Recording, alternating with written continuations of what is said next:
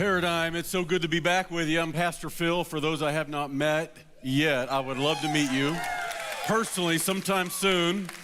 Chad is doing a youth camp. That's right, he's with a bunch of teenagers this week instead of being with you guys. So he stepped down. It's all right. We'll promote him next week again. He'll be back, okay? In the meantime, you get the JV, you get me, all right? So I'm just honestly thrilled what's going on at Paradigm, guys. We're thrilled about the move of God in this generation throughout the Kansas City area. You're part of something special, taking the gospel to the next generation, and you're doing such a remarkable job doing that, being living proof of a loving God to a watching world. I love the series that you're in, Deconstruction. It's what I call the season of deconstruction, where you see more and more people deconstructing the faith, in some cases walking away from the faith. And so Chad defined deconstruction like this a week ago. So let's go ahead and redefine it just to re-examine the definition. Taking apart and examining our practices and beliefs to determine their truthfulness and usefulness and impact. Now, Chad made a great observation a week ago. He said there's some things we ought to be deconstructing. Like, questions are not the problem. Questions are how we assimilate the faith into our own lives. I went through a very similar process when I was roughly your age, as a young adult in my 20s. I'd been raised in church, and I'd gone to Sunday school, and I'd been through all the vacation Bible schools, and I'd been taught that the Bible was true and that Jesus was true. But I came of age, and all of a sudden, I started asking some of these same questions, like, how do I know that this is really true? How do I know I don't just believe this because my mom and dad said it was true and my Sunday school teacher said it was true? And I began asking some of these very same questions that some of you might now be asking in this age of deconstruction, deconstructing Christianity. And this is the conclusion I came to in my 20s. This is why all these years later, like 10 years later, I'm still a Christian. Right, here's the reason why, right here. True Christianity, I'm convinced, cannot be truly deconstructed because it is founded on the historicity of the resurrection. See, that is the foundation of our faith. And everything else is a peripheral issue. It's not that they're not important issues, but no other issue forms the foundation of what it means to be a Christian. And that's why Chad opened up with this a week ago. The resurrection really is the foundation of Christianity. And so I began to examine the evidence of the resurrection. There's a lot of people like to say, well, you know, you're either a person of faith or you're a person of reason, but you can't be both, right? You're either a person that's just going to blindly believe, and to be a Christian, you got to have a lobotomy and just lose part of your brain, or you're going to see life through an intellectual lens and you're going to analyze the evidence and then draw those conclusions. And I would suggest you don't have to choose between the two. God gave you a brain for a reason.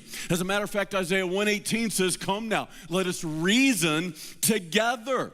And so I think that we have an opportunity to look at the reasonable, rational evidences for the faith. Why be a Christian and why follow this one in history we know as Jesus? And I'm convinced personally, having examined the evidence for the resurrection, you can deconstruct a lot of things, but you can't deconstruct the resurrection. Like, the evidence, in my opinion, is beyond reasonable doubt. Now, you can't prove anything beyond all doubt. If you weren't there, you can't prove anything beyond all doubt. That's why it's called faith. But we can prove the resurrection beyond reasonable doubt. And that's why when I talk about people deconstructing and you hear stories of people who walked away from the faith, well, I used to be a Christian, I'm not a Christian, they never talk about the resurrection as their reason. They never talk about the lack of evidence as the resurrection for their reason. They talk about other issues. They don't really deconstruct Christianity, they deconstruct churchianity. And there's a difference between churchianity and Christianity. See, you can deconstruct religion, but you can't really deconstruct the resurrection. So I got online, I was looking at some stories and people post online about why they walked away from the faith. Like one young lady said she walked away from the faith because she had like a summer internship where she traveled around the country with a ministry and she volunteered in various churches around the country. And it was during that summer that she saw a lot of hypocrisy within the church. And so she just decided she can no longer be a Christian. And do you realize what she did? She didn't deconstruct Christianity. She deconstructed Christians, or I might suggest self-professing Christians, right? And so here's what I want you to see. None of that makes it not true. We hear about people deconstructing the faith for all kinds of reasons, but I want you to see this is the reason that today we continue to follow Jesus, because we are convinced that he really did die, and 3 days later he really did resurrect, and he really is alive. And Paradigm, listen, if that really is true, then nothing else really matters. I mean, if Jesus came out of the grave, nothing else really matters. And if Jesus didn't come out of the grave, then nothing else really matters. I want you to see that is the central issue of what it means to be a Christian, not the age of the earth. And you hear people getting an argument over a young earth and old earth, or is Genesis chapter 1 an allegory? Are we supposed to take it literally? I want you to understand, none of that really is the central issue of what it means to be a Christian. The question is this: did Jesus come out of the grave? And all these years later, I am still convinced that he did, and that's why I am still a Christian. Now, we have questions that people ask, and I think these are legitimate questions. As Chad said last week, you ought to be able to ask your questions in church. God's not threatened by people asking questions, trying to make sense of a lot of the nonsense. And one of the questions we hear a lot is this question right here: I can't believe in a God that will allow so much suffering. And sometimes when we think about deconstruction, this is the real issue. This is what happens in someone's life where they begin questioning the faith, or they begin questioning God. Can I really believe in God? Something happens in their life personally that causes them a lot of pain or a lot of loss or a lot of trauma, and it really goes something like this: how can I believe in a God that would allow so much suffering? I mean, let's face it, we live in a world full of pain and full of suffering. How can we believe in a God that claims to be good when the world is so bad? There seems to be a contradiction.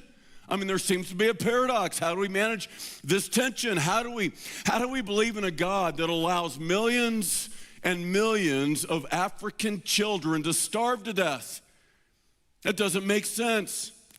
How do we believe in a God that allows 6 million Jews to be systematically exterminated by a man named Adolf Hitler? I mean, the wickedness, the depravity. It's as though God isn't there or God doesn't care. How do we believe in a God that allows, in our generation, Vladimir Putin to attack a country at peace? And today, at this very moment, wreaking havoc, deprivation, complete destitution on innocent Ukrainians. How do we believe in this God and continue to trust in this God when we live in a world where a young man walks into a schoolroom and brutally, in cold blood, murders 19 children? I mean, seriously, this would seem a real contradiction. Listen, as a Kansas City cop back in the 90s, I personally witnessed more than I could fathom or have imagined. There's a reason I'm convinced God sent me through the KCPD as a unique preparation for the ministry. I'd kind of grown up in a little bit of a sheltered home, a little bit of a sheltered environment where, you know, I was so sheltered from the real world. I feel like maybe growing up that, you know, bad things were always something that happened to somebody that somebody knew. It was kind of, I knew bad things happened in the world, but it was never really to anybody I knew personally. And then all of a sudden, I go on the PD and I start seeing the real depravity, the real pain of this world up close and personally. This was Christmas 1995. I will never forget this moment, this scene. I took this picture with a Polaroid. Now, this was before the age of smartphones and cell phones. I know, it was a long time ago. Back in the olden days, where if you wanted an instant picture, you had a Polaroid, and now I've heard those things are coming back now. Yes? Yeah, I had one before any of you guys, all right? So I took this on a Polaroid camera. So this is on 435 southbound, just south of I-70. This is Christmas night. I ride up on this scene on the interstate. A drunk had crossed over the median, met this car head-on, a head-on collision. And there are gifts and presents and wrapping paper strung up and down the highway. This family had just been at a Christmas gathering with their family. They were on their way home. Wrapping paper and presents are everywhere on the highway. I take a picture of this car. This is the young lady's arm right here. She's crushed to death. Her husband is crushed to death. What you can't see in this picture is I'm taking the picture of this car with my Polaroid at my feet right here that you can't see is a baby in her car seat, thrown from the car. She's dead. The baby's dead, mom and dad is dead, everybody's dead except the drunk that crossed the median and caused the collision. Not only did he walk away from the scene, he ran away from the scene. He got out of his car and ran. I remember standing there in this moment going, God, really? Now understand, I've been walking with Jesus at this point 5 or 6 years. I'm a young adult. I'm 25, 26 years of age, and I've started walking with Jesus at 21. So I'm a young Christian at this point. I'm trying to make sense myself out of the nonsense, the injustice of this moment, the depravity, the horrible scene of this family. They'd just been at a Christmas gathering. They're on their way home. They have done nothing wrong. And somebody who got drunk and drove, crosses the median, has a head-on collision, and they get to live? God, why? I remember asking that question right there.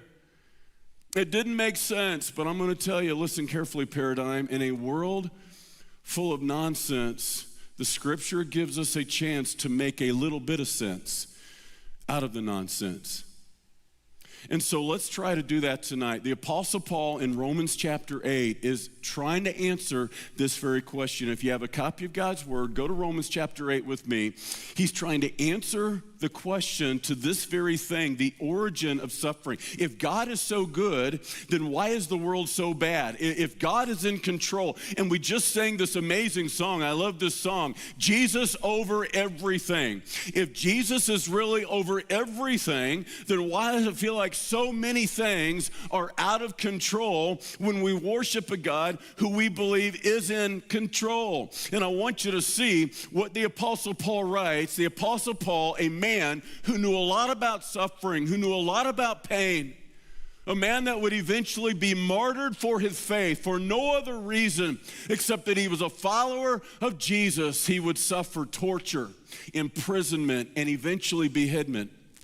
And look at what he writes here in Romans 8 and verse 18. It says this, "For I consider the sufferings of this present time are not worthy to be compared with the glory which shall be revealed in us.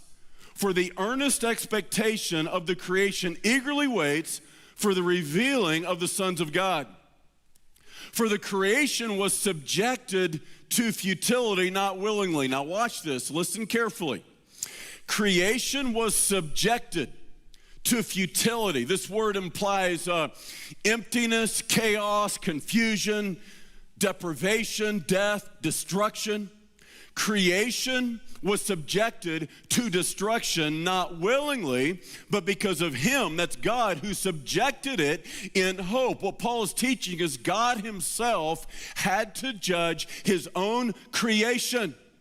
But he didn't do that without hope. He judged it, yet he did it with hope, promising that one day paradise lost will be paradise regained, because the creation itself also will be delivered from the bondage of corruption into the glorious liberty of the children of God. If you're taking notes tonight, there are three things I want to share about suffering. Making sense of the nonsense. Why do we live in a world that is so bad, yet we worship a God that is eternally good? Number one is this. I want you to understand, it was the human choice of sin that introduced human suffering. See, God did not create the world that is. It became this way. God created a different world altogether. The world we now live in has been distorted because of sin, distorted because of man's rebellion. And this is really important because God gets blamed for a lot of things that God didn't do. All right? Now, sometimes you hear people say this very thing. Well, if God is so good and God is all powerful, then there should be no suffering whatsoever. Because the reality, this is kind of how the logic goes, if God is all good, but he's not all powerful, he wants to end the suffering, but he can't end the suffering, then I can't believe in that God because, well, he might be all good, but he's not all powerful. What kind of God is he? Or the logic says this, well, if God is, he's all powerful and all good, and he would like to end the suffering but can't, then he's not all powerful. Or if he could end the suffering but doesn't, then he must not be all good. In fact, that would make him kind of evil. And so God gets kind of blamed for things that he didn't do. No, the reality is what Paul is teaching is that when you go back to the origin of suffering actually goes back to the origin of sin. We go back to Genesis chapters 1 through 3. Now, a lot of people debate, can you take Genesis chapters 1 through 3 literally, or is it meant to be taken allegorically? I personally take it literally, but listen, if you don't want to take it literally, if you don't want to take it, I say biblically, just think with me logically, because people sometimes question, was Adam and Eve real people? All right, let's just think about it logically if you don't want to think about it biblically. There are 7.5 billion people on the planet. Now, I was not a math major, but I'm pretty sure you don't get 7.5 billion people until you get first 8 billion people, and you don't get 8 billion people until you get 500 million people, and you don't get 500 million people until you first get 1 million people, and you don't get 1 million people until you get 100,000 people, and you don't get 100,000 people until you get 1,000 people, and you don't get 1,000 people till you have 100 people, you don't get 100 people till you have 10 people, and you don't get 10 people unless you have 2 people. What do you guys think? All right. Yeah, okay. I'm just thinking logically about this. So the Bible tells us the names of these first 2 people, Adam and Eve. God tells Adam, I want you to be fruitful and multiply and fill the earth. Now understand, Adam, we're told, was made in the image and likeness of God. God's plan for man was to establish a kingdom that would be without suffering, that would be without sin, because Adam was going to create not sons of Adam or sons of men, but other sons of God and children of God. He was going to reproduce God's image all over the earth, to be fruitful and multiply and fill the earth. And it was going to be a marvelous kingdom. In fact, you've heard of the Garden of Eden. It was a real place. I'm convinced it's not an allegory at all. It was a real place, a thing of beauty and bounty and prosperity and plenty. And there was going to be no cancer. There was going to be no COVID. There was going to be no natural cataclysmic disasters. Everyone was going to live forever and live happily ever after. It was going to be awesome. I mean, you've got Adam, the perfect man, married to Eve, the perfect woman, and they're both naked. It doesn't get any more perfect than this. Oh, come on, this is not a teenage, this is the mature class, yes? Okay, you can giggle a little bit. Everything was set up for perfection. Adam and Eve were going to have sons and daughters that were going to live forever, and they were going to have sons and daughters that are going to live forever. There's going to be no suffering because there's going to be no sin. There's just this one thing. God told Adam, don't eat of this tree. That tree right there, you can eat of any other tree you want to. It's all for you. Kids, go have fun, but don't eat of that tree. In the day you eat thereof, you shall surely die.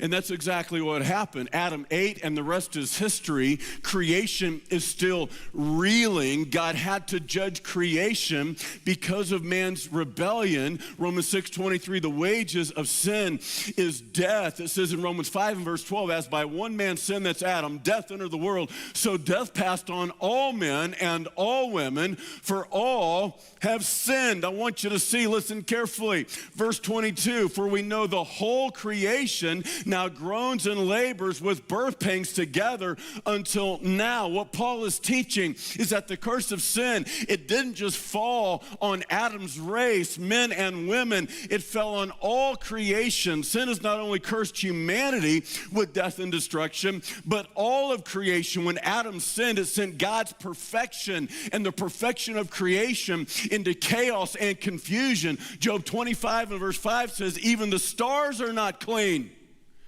Like even the cosmos are now distorted from God's original plan of perfection. It's now all distorted and diluted because of sin. It's under this curse of creation. And Paul is saying that all of creation groans right now under the curse of sin. Listen, our entire nation groaned just a couple of weeks ago under the curse of sin as we watched in utter shock as pure wickedness walked into a grade school and mowed down 19 innocent children. Our entire nation groaned.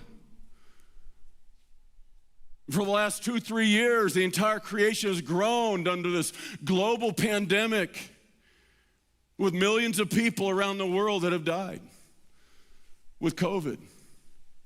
I personally buried a dear friend of mine, a member of this church. I did her funeral, lung cancer. She fought lung cancer for a decade, for 10 years. And guess what? She never smoked a day in her life. All of creation groans under the curse of sin. Do you understand? All of this is the curse of sin. Genetic mutation is the curse of sin. COVID, the curse of sin. Cancer, the curse of sin. These bodies are under the curse of sin. God never intended any of us to die. It was never meant to be part of the experience for the sons of Adam and the daughters of Eve. But now every single one of us are under the curse of sin, which means one day all of these bodies are going to grow old, get sick, and die. Every single one of us in some way will experience a life of pain and suffering and loss because everything in this world is destined to decay. It's one day going to fade away. I have this Bible up here. Do you see the size of this Bible? Look at the size of that thing. Chad Glover got me this Bible as a gift. Yeah. It's enormous. You know why he got me this Bible? It's large print. Chad got tired of seeing me squint because I refuse to wear bifocals. Do you know that bifocals are the curse of Adam's sin? That's right, young people. I said, I'll be the exception. I never will. I fought it for a decade. I am not going to wear bifocals. People look old when they wear bifocals. I hate it when they wear their little lenses on the end of their nose. I think it looks ridiculous. I am not participating. I said it for years. And guess what? Eventually, it's going to happen to you too. Laugh now. Enjoy it while you got it. It's going to happen to all of us. You know why? Because these bodies are under the curse of sin. And so Chad got tired of watching me squint. He got me a Bible with large print.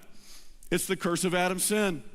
I want you to see, no one can escape it, but the origin of suffering goes back to the origin of sin, all of creation. And I want you to know the question people then ask, logically speaking, it's a good question. It's a logical question. If God knew ahead of time Adam would choose sin and thereby introduce suffering, then why did God give him a choice? I mean, doesn't this make God kind of responsible? If he knew ahead of time what was going to happen, after all, he's not just all good and all powerful. If he's God, he's all knowing. And in his infinite foreknowledge, he could have seen all this ahead of time. Then my word, why did he even give Adam a choice? That's a logical question. Of course it is. But listen very carefully. Think about this with me. If Adam had not had a choice to say no, then his yes would have had no meaning. Do you understand that God made Adam's race, you and I, for relationship? We were made for worship. And do you understand he made us to be part of his family? He made us to be part of his kingdom. He made us to bear his image as the sons of God and the daughters of God. And we were made to worship God and we were made to love God. But listen very carefully now. Love that is not given freely is not love. Worship that is not given freely is not worship. See, had Adam had no choice but to say yes to God, then his yes would have had no meaning whatsoever. We were made for a relationship, and if God pre-programmed us, like you can pre-program a computer or you can pre-program a robot, what kind of a world would that have been? See, God knew, listen very carefully, here is the answer, I'm convinced, to the crux of the question. God knew a world without choice would actually be worse than a world without pain. Imagine a world with no choice. What kind of world would that be? You'd have no capacity to love anybody, much less God. You would have no capacity to be in relationship with anybody, much less God. If we were just a bunch of robots that God created that had no choice but to worship him and had no choice but to love him, what kind of world would that be? I will submit that a world like that would actually be worse than the world that is, a world with pain. So it was a number of years ago, I'll illustrate with this. A number of years ago, I got my first iPhone. I got my first smartphone. You guys probably don't remember the Blackberries, do you? Do you remember the Blackberry, really?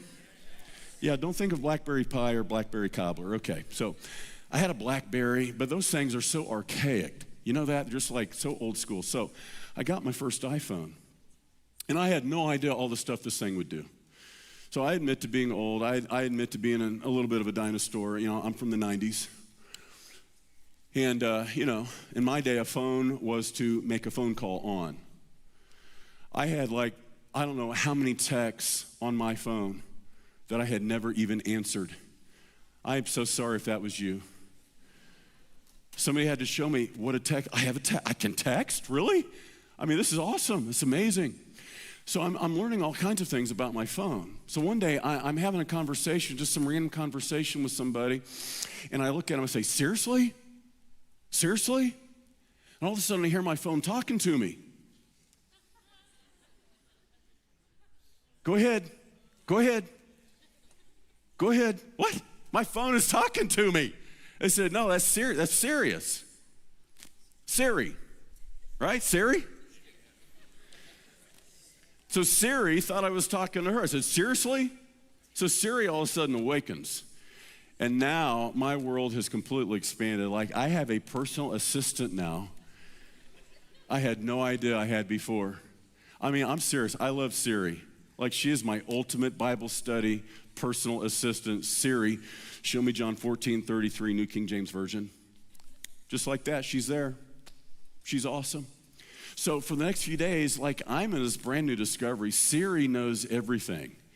I mean, so I'm testing Siri to see what she knows, and she has her limits, but she's doing the best she can. What I did not know is that you can program Siri to call you anything you want her to. So one day, completely unexpected, I summon Siri, and she answers me, go ahead, big sexy.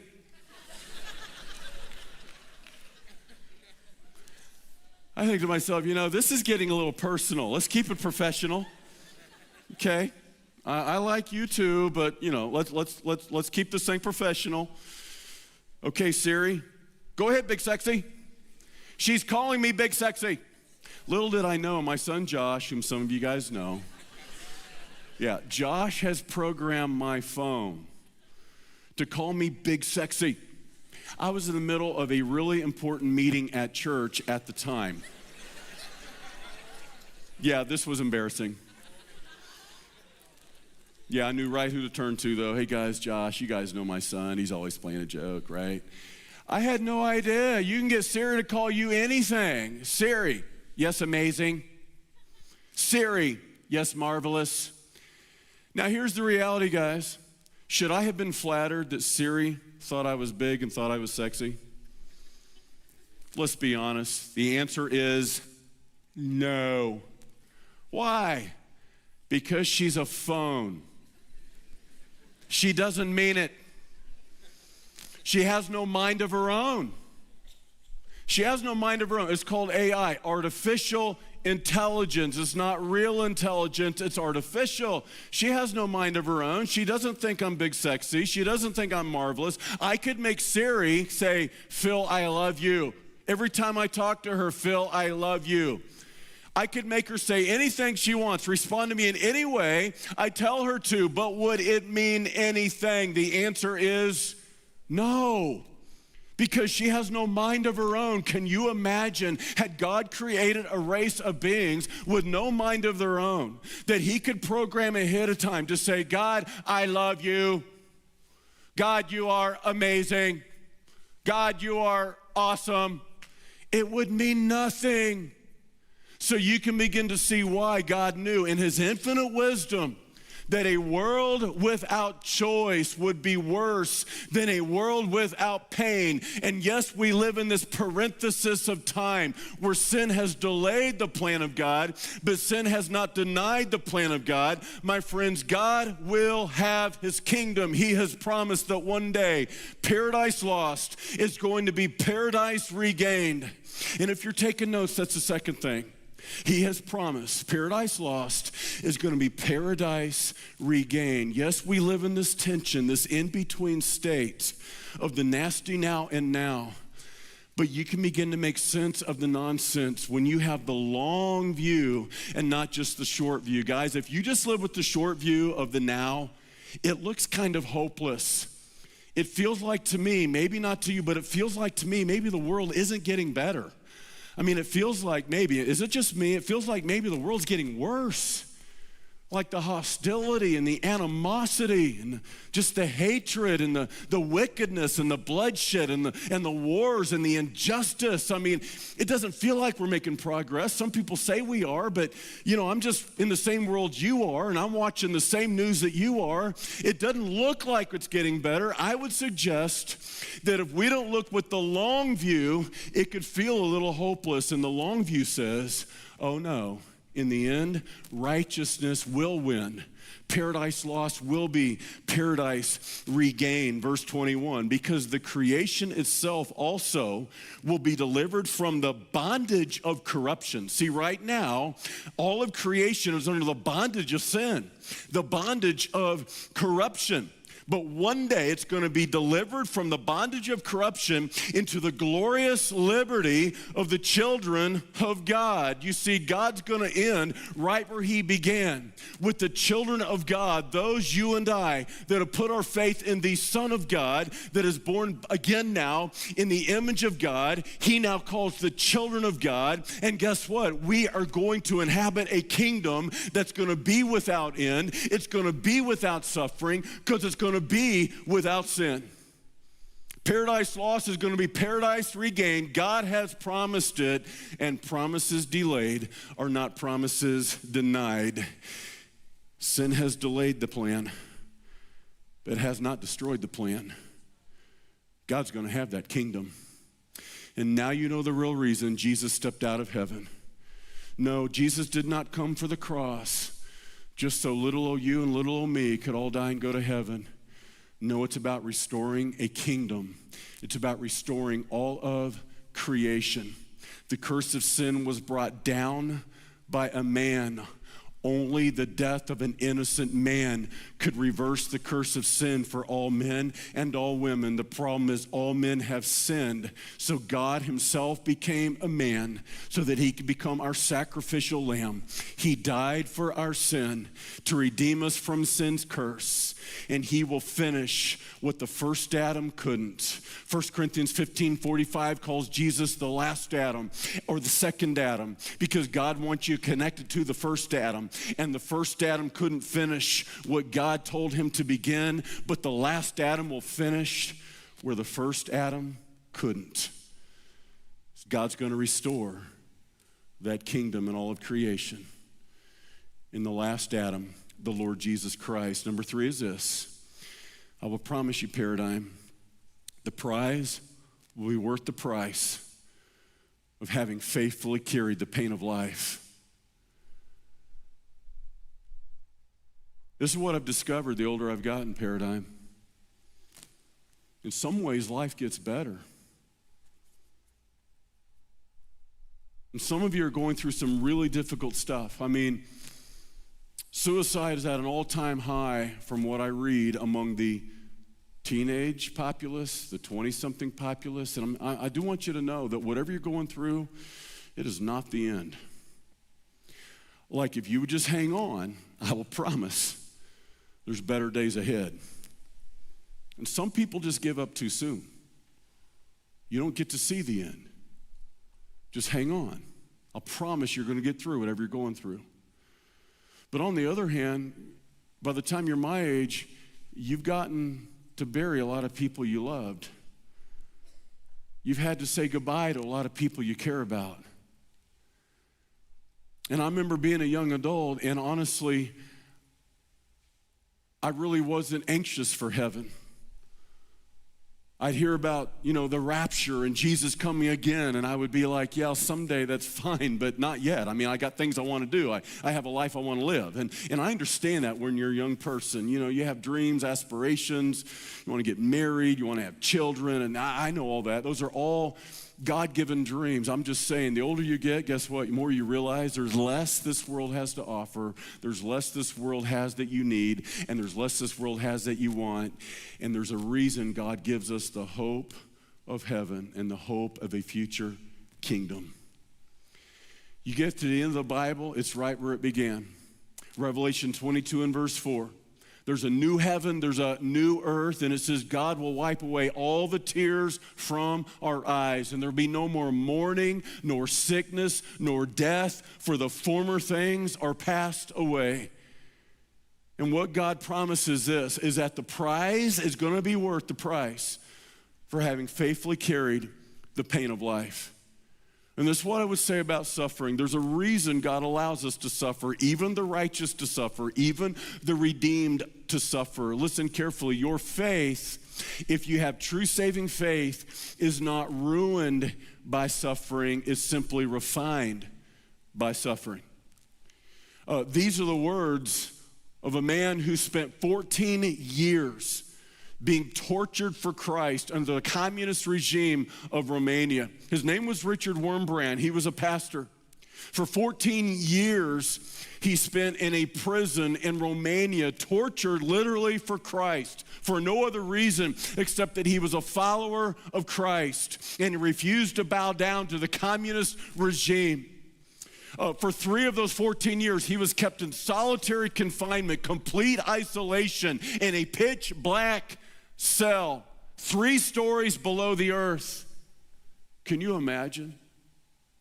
After 14 years, he was ransomed by friends in the West. He immigrated to America, where he told his story. He wrote his first book, Tortured for Christ. He launched a ministry, still exists today, called Voice of the Martyrs, and it was in his book that he wrote these words: faith that can be ruined by suffering was never faith.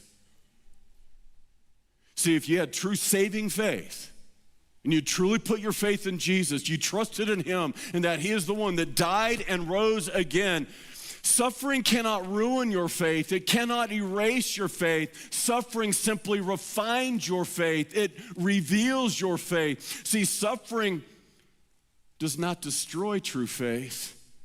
It simply develops your faith. It's how the Apostle Peter put it in 1 Peter chapter 1 and verse 3, as he was writing to a suffering church of the first century that was going through horrific Roman persecution. They're literally being burned at the stake by Nero for sport. They're being fed to the lions in the Roman Colosseum, and he writes these words to suffering Christians of the first century. In 1 Peter chapter 1 and verse 3, he said this: blessed be the God and Father of our Lord Jesus Christ, who has begotten us again to a living hope by the, here it is, resurrection of Jesus Christ from the dead, to an inheritance undefiled, uncorruptible, that fadeth not away, reserved in heaven for you, who are that the trying of your faith being much more precious than gold that perishes, though it be tried by fire, may be found to praise and honor and glory Jesus Christ at his appearing. See, what Peter was teaching is that your faith is like gold. And as a goldsmith would feed that gold through the fire, it wouldn't ruin the gold. It would refine the gold. It makes that gold purer, more beautiful, moldable. He said faith is like that. God allows you to go through the fires of life, the trials of life. There really is a purpose for the pain. And as your faith is forced to suffer, it is refined in the fire. It becomes more beautiful, purer. Now you become moldable in the hands of the God that made you, died for you, and loves you. Her name was Betsy Tinboom. She died in a Nazi concentration camp. She was imprisoned, arrested by the Nazis in 1944. She was hiding Jews as the Nazis occupied her country of Holland. For no other reason than hiding Jews in her home. She and her whole family were arrested.